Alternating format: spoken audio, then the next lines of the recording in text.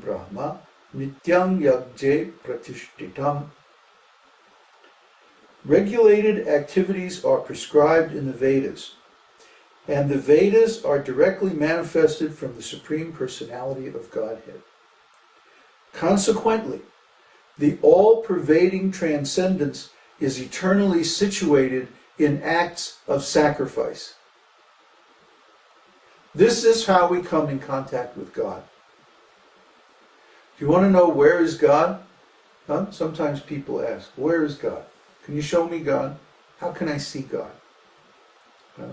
Where is God? God is present when you perform sacrifice. You can see God through your performance of sacrifice. We give 9 methods of sacrifice, or 9 methods of devotional service, beginning with hearing and chanting about the glories of the Lord. You know that verse? Shravanam Kirtanam Vishnu Smaranam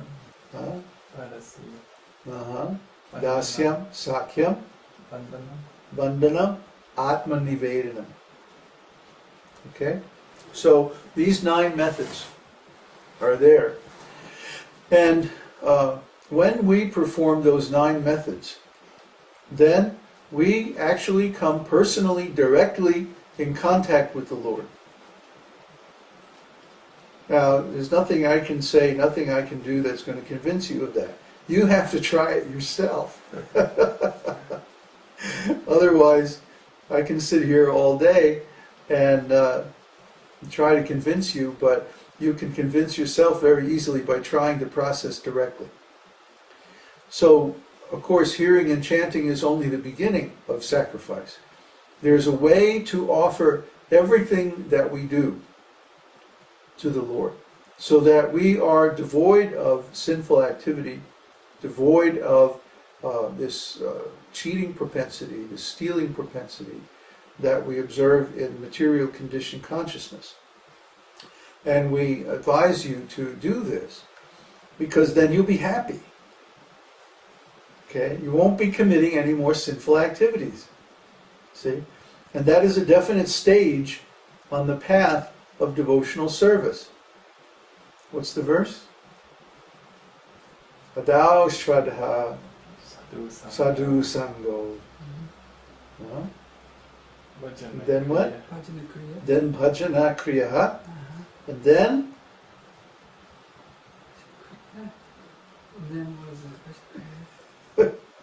What happens as a result? No. Getting rid of unwanted. Yes. Anartha Nivritti. And then comes steadiness. And then comes steadiness. Nishta. So you can't reach steadiness in devotional service or spiritual life until you attain the cleansing or the removal of all unwanted things. Anartha. Anartha. Artha means economic development. Remember? That which is auspicious, that's that which leads to advancement. Anartha means which is against auspiciousness, inauspicious, which leads to falling down. So once we get rid of all the anartha things in our lives, then we can be steady in devotional service. Until then, we keep falling down. Why? Because that's the reaction to performing anartha activities, inauspicious activities. When we stop doing that and we simply perform auspicious activities, then we remain steady and we keep advancing on the path. So it's the duty of the spiritual master to engage his disciples in the process of sacrifice, beginning with surrender.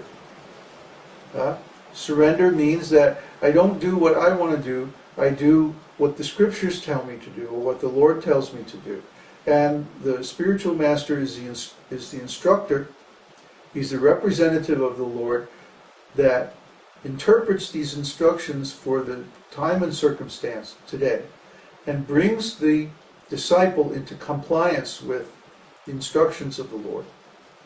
So, following the spiritual master is very important. Surrender to the spiritual master is the keystone of the gateway to the association of the Lord. Why? Because the spiritual master engages the disciple in sacrifice. And as Krishna says, the all-pervading transcendence is present in the act of sacrifice itself. So if you're performing sacrifice, to the degree that you are performing sacrifice with all of your energy and all of your resources, to that degree you will be aware of the presence of the Lord, presence of God. So that you can check yourself, you can test yourself. If you want to know how much you are actually engaging in sacrifice, how much you're following the principles, the method, then ask yourself, how much of the time am I in the presence of God? How much am I God conscious? What percentage of my consciousness is aware, directly aware, personally, of God? That is the degree to which you are engaged in this process of sacrifice. So, we'll stop here, and then we'll continue to review the third chapter, I guess in our next satsang. But right now I want to ask for questions, because this is a very practical process, and everyone needs to have access to spiritual masters so that they can ask practical questions about, how do we do this? Any questions so far? No, just the writing verses. Okay. Would you like milk? No thanks.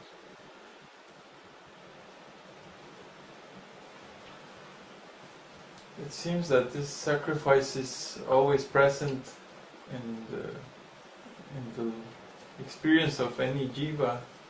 It's either they sacrifice serving material energy or Krishna, or it's always present, isn't it? Yes, everybody is serving all the time. But who are they serving? What are they serving? Mostly they're serving the desires of their mind, the desires of the senses. The senses want this and they want that. They want to do this and that and the other thing. And they're constantly pestering us. Pulling us. Yeah, pulling us in this way and that way. And if we follow the senses, of course, then we're just in bodily conception of life, and we're just like an animal. Remember that cat we had in Katimako? Mm-hmm. She was like this, She would go over here, and she would go toward this one thing, and then something would get her attention, and then she would go over to that. Yeah. Remember? How, like, every 5 seconds she was like going this way, going that way. Oh, no, this way. Why? Because she was being pulled by the senses. But Krishna, in this third chapter, he says, control the senses by the mind. See?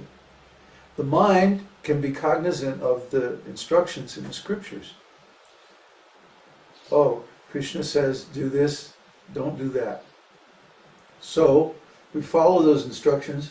That means controlling the senses. Yoga or religion, actually, the word religion means to control the senses. Re legios. Re legios means to tie back or to bind back, to control. Religion means to control the senses. Not to control the senses, that means basically animal life. That's not religion. Animals have no religion. They simply follow their senses. They can't have religion because they don't have the higher intelligence that human beings have.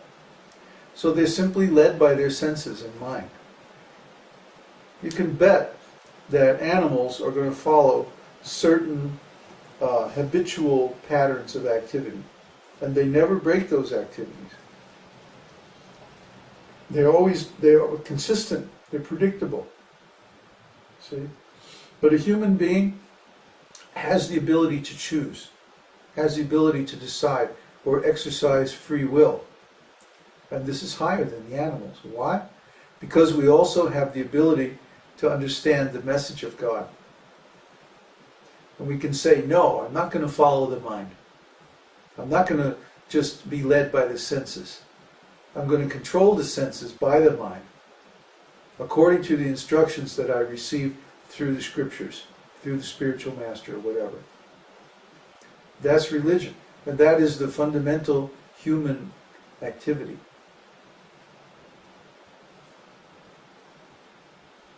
Okay. Some question? From Devesh.